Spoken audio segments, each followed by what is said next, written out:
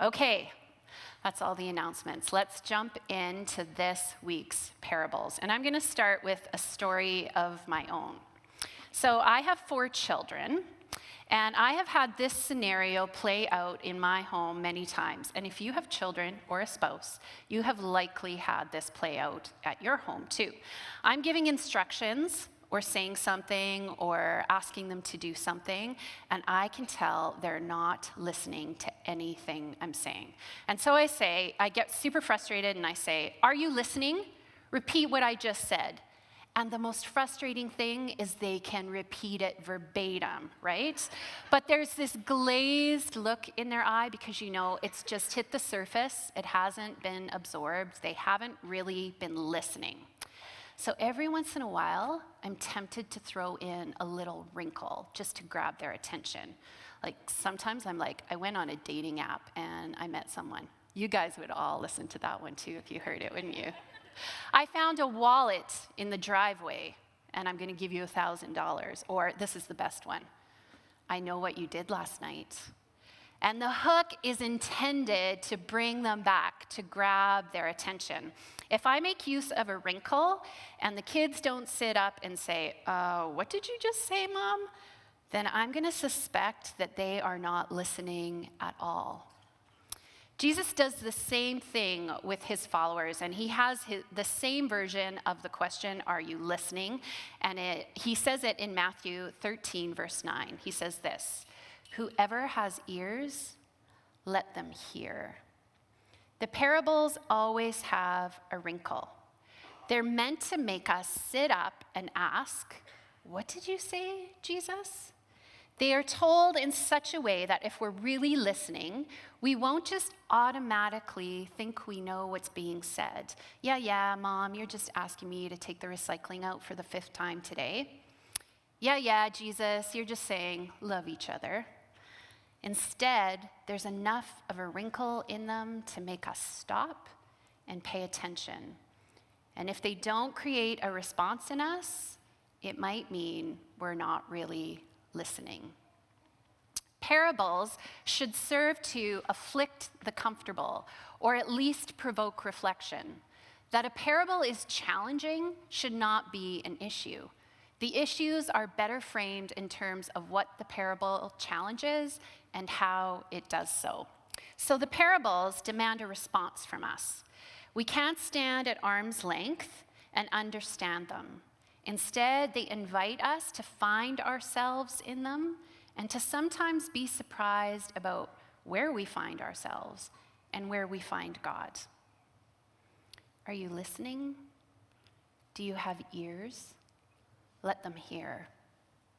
Today's parables from Matthew chapter 13 are about the mustard seed and the leaven. So the first one, he told them another parable. The kingdom of heaven is like a mustard seed, which a man took and planted in his field. Though it is the smallest of all seeds, yet when it grows, it is the largest of garden plants and becomes a tree, so that the birds come and perch in its branches. So, what does Jesus mean by the kingdom of heaven is like a mustard seed? Does he mean that when you crush it, it turns into a yellow paste that you have to shake in the bottle so the wet stuff doesn't come out first when you're putting it on your hot dog? Is he talking French's or Grey Poupon? Is he talking about the medicinal properties? I remember when I was a little kid hearing stories about mustard plasters, and I was always afraid of having a mustard plaster put on my chest. It was basically the old-timey version of Vicks VapoRub. Maybe if you're a farmer, the first thing you think about is like large swaths of yellow fields like canola. Right away, when we read this, we start to bring ourselves to the parable. We start to ask questions, and as we do, the story begins to open up. And with a little research, what we discover is that the mustard seed that Jesus is referring to here is likely black mustard, which starts from a very, very small seed, not unlike the yellow mustard that we grow on the prairies. Black mustard, though, isn't or wasn't in Jesus' day grown in large fields with neat rows. Instead, it grew into a large shrub.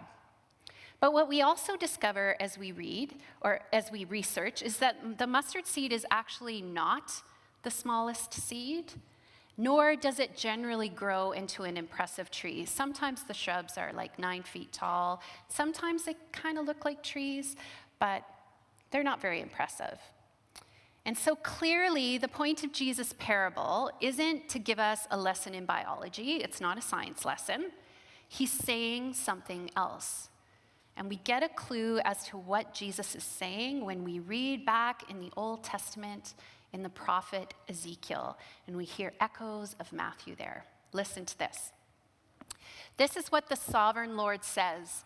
I myself will take a shoot from the very top of a cedar and plant it. I will break off a tender sprig from its topmost shoots and plant it on a high and lofty mountain. On the mountain heights of Israel, I will plant it. It will produce branches and bear fruit and become a splendid cedar. Birds of every kind will nest in it. They will find shelter in the shade of its branches. And all the trees of the forest will know that I, the Lord, bring down the tall tree and make the low tree grow tall. I dry up the green tree and make the dry tree flourish. I, the Lord, have spoken, and I will do it. Now, the symbol of a cedar here refers to the kingdoms that are vying for power in this day. At this time, Israel was taken captive by Assyria, but the Babylonians were starting to rise in power. And it was appropriate to use the picture of a cedar to represent a kingdom because it was the largest tree known to the hearers in Ezekiel, as well as the people that were listening to Jesus. The cedar of Lebanon grew up to 40 meters high, or it grows up to 40 meters high, and it can be 8 meters in diameter. In fact, the cedar of Lebanon has been a symbol of strength and power in the Middle East for centuries. Recent protest movements in Lebanon have been named after it, and the Lebanese flag has a cedar on it. Now, this passage in Ezekiel is written hundreds of years before Jesus shows up on the scene. And Israel has found itself in captivity to Assyria. And as they're coming to terms with the fact that they are being held captive, God speaks this word of hope into the middle of this hopeless situation. He tells them, I'm going to make you flourish once again. I'm going to take this shoot and I'm going to plant it on the mountain and I'm going to make it grow. He will establish his kingdom, and it's represented in this passage by a cedar. But we also hear an echo of Matthew here. Listen to this. In Ezekiel it says, birds of every kind will nest in it. They will find shelter in the shade of its branches. And then in Matthew, though it is the smallest of seeds, yet when it grows, it is the largest of garden plants and becomes a tree, so that the birds come and perch in its branches. But the echoes also have a wrinkle, don't they? An invitation to listen more closely, because even though it seems clear that Jesus is talking about this kingdom that Ezekiel is talking about, something doesn't add up, because the mustard seed is no cedar. So what is Jesus' point? Well, the idea of a kingdom coming was not a surprise to the people listening to Jesus. They had been waiting for centuries for this to happen. It's not only in Ezekiel that God promises that he's going to establish his kingdom on earth. He promises it in lots of the prophets in the Old Testament. And he tells the people in the middle of these captivities and when they're being defeated by their enemies that even though it appears that he doesn't reign, God does reign. And one day, he's going to send his representative to earth to establish his kingdom here. So they were ready. They were looking for the representative. And then Jesus shows up, and he tells them that their kingdom rep has now arrived in him. So of course they had these expectations as to what this representative would do. They were ready for the kingdom to come like a cedar tree, in power, with a bang, Shazam, defeat our enemies, put us on top again. But Jesus doesn't do any of the things they want him to do. Instead, he gathers this lame group of followers. He doesn't own a home, let alone a palace. He doesn't raise up an army. He travels around and tells these impossible to interpret stories. And then he says things that are the complete opposite of what someone should say if they would like to rule. Things like, the least among you will become the greatest. There is nothing about this kingdom that Jesus is representing that looks like a kingdom. It sure doesn't look like a cedar tree. And that's the point. Because Jesus is saying, you expected the kingdom to come like a strong cedar, like one that belongs on the national flag. And instead, the kingdom is like a mustard seed. This is indeed the kingdom that you've been waiting for, the one Ezekiel talked about. It is the kingdom that will welcome all of the birds of the air to perch in its branches, but it doesn't look the way that you expected. The kingdom is being revealed to you, and this is what it's like. It's small. It's unseen. It's inconspicuous. It's humble. It's not flashy. It's not ostentatious. It's even a little bit ordinary. And yet, it will produce this reality that makes space for everything and everyone. And I wonder sometimes if we, like the people in Jesus' day, are looking for the big show. Do we think that the coming kingdom comes in the flashy and the successful and the eye-catching and the obvious? Or are our ears and eyes open to the way that the kingdom is always coming in the humble and the unseen, in the small? For instance, are you discouraged when you are not rescued from circumstances with a tremendous show of God's power and force? Or are you able to thank him for the ways that the kingdom continues to come in the small and ordinary ways? How do you measure who and what matters? Is it just the important, flashy people that matter?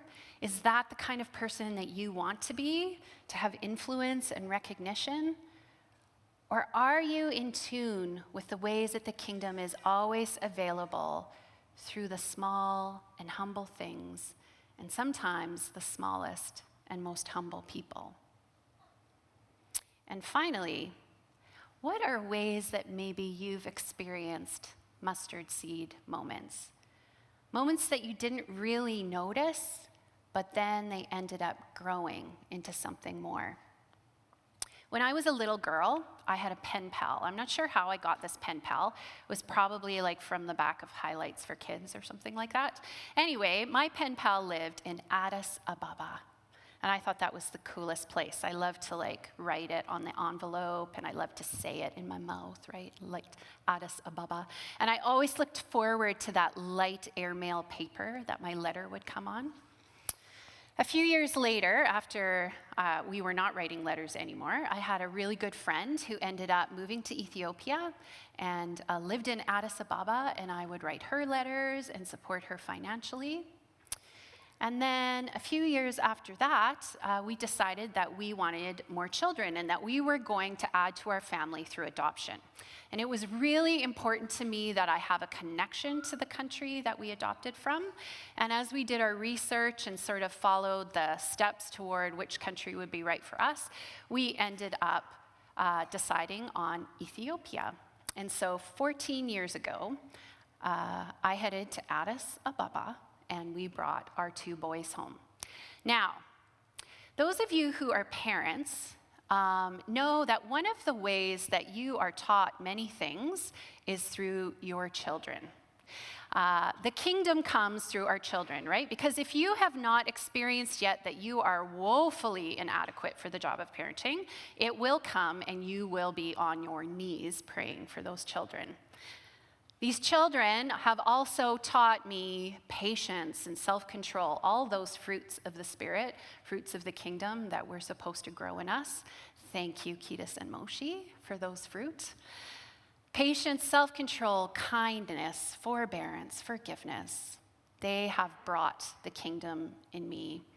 They've also brought lots of joy and laughter. Retrace your steps. Take stock of where you've come from and the small moments that maybe to begin with were unnoticed, but have led to something bigger. What else does Jesus say the kingdom is like? He told them still another parable. The kingdom of heaven is like yeast that a woman took and mixed into about 60 pounds of flour until it worked all through the dough. Are you listening? Do you have ears? Let them hear. What does Jesus mean? Well, in order to try to understand what this parable meant, this week I made bread for the very first time. So don't question my loyalty to you people. I actually baked for you. So it turned out okay. I actually got props from the teenagers, which means it was good. Here are my loaves, right? Not bad. So first off, I put warm water in the bowl with sugar and yeast, and I let it bubble and froth. And then I added the flour into the KitchenAid mixer, which did the kneading for me, which is probably why the bread turned out okay. And then I let it rise, and then I formed it into loaves and let it rise again, and then I baked it, and this is what I got. And the kids heard me recite many times during my experiment, "The kingdom of heaven is like yeast that a 45-year-old mother puts in flour and works through the whole batch." Now, what I realized after I made my bread was that actually women in Jesus' day would not have used yeast, but they would have used leaven, which is a little more like sourdough starter. So it would have been a little bit of dough left over from the last batch that still had the magic of the yeast in it. And instead of the yeast bubbling like mine did, leaven looks more like this. And so, while I watched the chemical reaction of the yeast for my bread, leaven, if I had had leaven like ancient Near East women, the chemical process wouldn't have been visible. It would have been completely hidden. The bit of leavened dough would have looked like all of the rest of the dough. And if my kids had been listening to me, which they weren't, because remember what I said at the beginning of the sermon, they would have heard me change what I was saying. The kingdom of heaven is like leaven that a woman hid in 60 pounds of flour. And this is actually what the passage says. The word mixed in this passage in Greek is engrupto, which means to conceal, to mingle one thing with another, to hide. The kingdom of heaven is like leaven. You guys can take that one with you because it rhymes, right? It is hidden. It is concealed. You can't tell it's there. You don't see the chemical reaction. Do you have ears? Do you have eyes? Pay attention. There's another Greek word that's very close to engrupto. It actually shares the same root word, and it carries the same idea of hiddenness, and it's this: ekouos. And it means to incorporate or to swell. And it occurs one time in the Bible, in Luke 2, and this is what it says. "So Joseph also went up from the town of Nazareth in Galilee to Judea, to Bethlehem, the town of David, because he belonged to the house and line of David. He went there to register with Mary, who was pledged to be married to him and was ekouos, or expecting a child." This kingly representative does not come in Superman tights to save the day. He comes hidden, camouflaged in the ordinary, as an embryo, a baby. Like leaven swelling in the dough, God comes swelling in a tummy. The kingdom of God is like leaven. Hidden, unseen, incognito, but rising. Where could the coming of the kingdom be hidden in our lives and world? Maybe it's in ordinary, commonplace things? Do we have an understanding of spiritual things or of God that he is just available and present to sort of those unembodied or disembodied things in our lives, like what we think or believe or how we feel?